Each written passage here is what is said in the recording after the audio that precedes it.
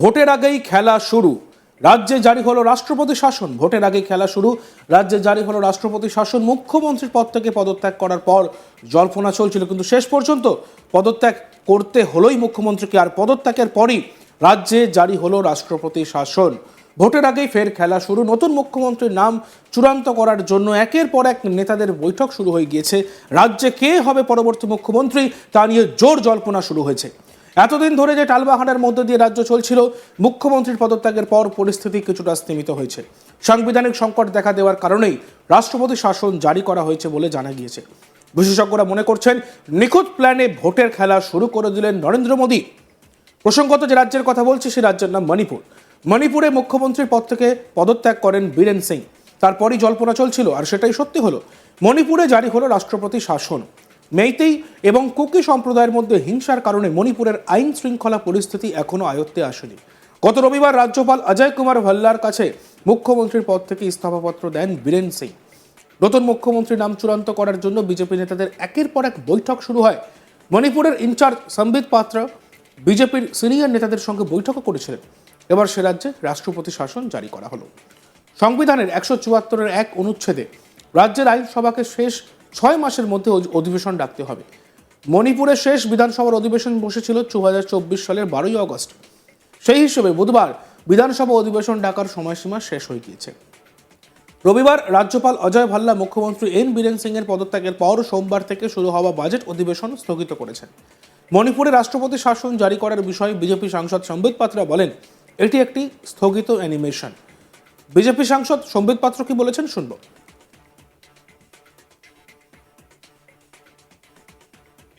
It is suspended animation. ग्रह भंग नहीं हुआ है, ये सस्पेंडेड एनिमेशन है। It is suspended animation. ग्रह भंग नहीं हुआ है, ये सस्पेंडेड एनिमेशन है। এই প্রসঙ্গে কেন্দ্রীয় মন্ত্রী জিতন রাম মাঝি বলেন, রাজ্যে কিছু সময়ের জন্য রাষ্ট্রপতি শাসন জারি করার পরে রাজ্যের আইন শৃঙ্খলার উন্নতি হবে। সরকার ভালো কিছু ভেবেই সিদ্ধান্ত নিয়েছেন। কি বলেছেন কেন্দ্রীয় মন্ত্রী জিতন রাম মাঝি শুনব। आप लोग क्या चाहते थे नहीं हो? अरे भाई, वहाँ पर लॉ एंड ऑर्डर की बात चल रही थी, वहाँ का मुख्यमंत्री इस्तीफा दिए थे। इस्तीफा देने के बाद दूसरे मंत्री की बात हो रही थी।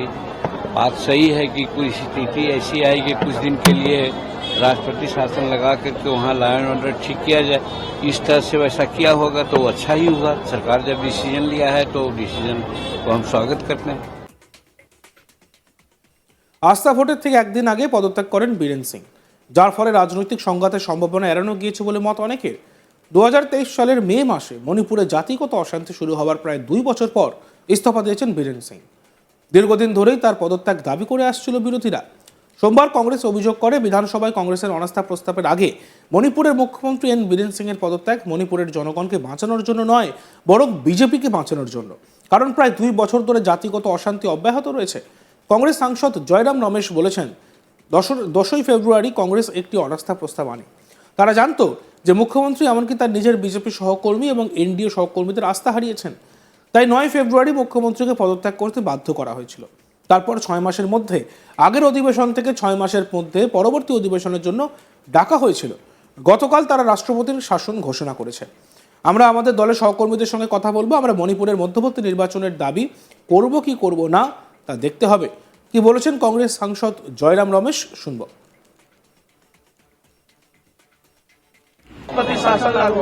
आप लोग क्या चाहते थे नहीं हो? अरे भाई, वहाँ पर लॉ एंड ऑर्डर की बात चल रही थी। They had no other option. On the 10th of February, the Congress was bringing a no confidence motion. They knew that the Chief Minister has lost the confidence of even his own BJP colleagues, NDA colleagues. So the Chief Minister was forced to resign on the 9th. Then within 6 months, from the previous session to the next session, you have to call the next session within 6 months. That was violated yesterday. আর এই বিষয়ে আমাদের প্রতিনিধির একটি প্রতিবেদন আমরা দেখব। মণিপুরে রাষ্ট্রপতি শাসন লাগু করা হয়েছে। বীরেন সিং 9 তারিখ রেজিগনেশন দিয়েছিলেন, তারপর থেকেই কিন্তু বিজেপির তরফ থেকে বিজেপির যে রাজ্য প্রভারী মণিপুরের সম্বিত পাত্রা সেখানে ক্যাম্প করে বসেছিলেন আর চেষ্টা করছিলেন যে বীরেন সিংয়ের জায়গায় কোনো নতুন মুখ্যমন্ত্রী যদি পাওয়া যায়। কিন্তু যেহেতু এই 4 দিন পেরিয়ে যাওয়ার পরেও বিজেপি কোনো কনসেনসাসে আসতে পারল না, কোনো মুখ্যমন্ত্রী বীরেন সিংয়ের জায়গায় বেছে নিতে পারল না। আর এছাড়াও একটা যেটা কারণ ছিল সেটা ছিল যে একটা সাংবিধানিক সংকট হয়েছিল, তার কারণে আলটিমেটলি কিন্তু মণিপুরে রাষ্ট্রপতি শাসন লাগানো হয়েছে। কিন্তু এই রাষ্ট্রপতি শাসনটা একটু ডিফারেন্ট। এখানে যে বিধানসভা রয়েছে সেটাকে ডিসলভ করা হয়নি, সেটাকে জীবিত রাখা হয়েছে। যে এমএলএরা আছেন তারা বেতন পাবেন, কিন্তু কোনো কাজ হবে না, অধিবেশন হবে না, কোনো মিটিং কমিটি সেরকম কিছুই হবে না।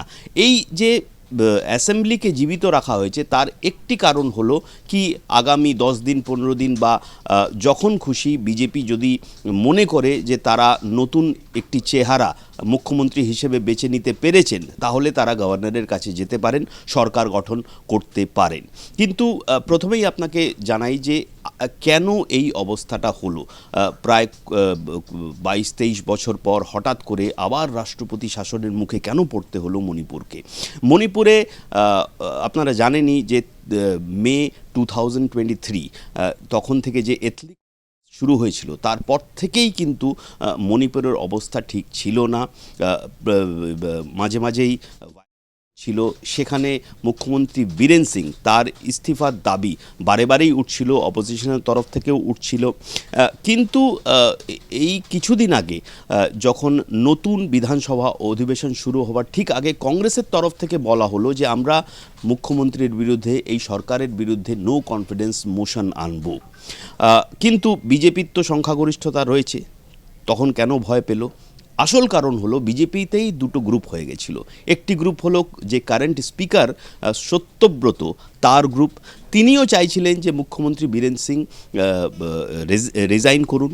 আর ভেতর যেটা আমরা খবর পাচ্ছিলাম, যদি এই নো কনফিডেন্স মোশন কংগ্রেসের তরফ থেকে আনা হতো তাহলে কিন্তু সরকার পড়ে যেত। বিজেপির যে অন্য গ্রুপের বিধায়করা ছিলেন তারা কিন্তু সেই সেশনে যেতেন না। তার মানে হলো সত্যব্রত গ্রুপের যে এমএলএরা রয়েছেন তারা যেতেন না, আর এই সরকার পড়ে যেত।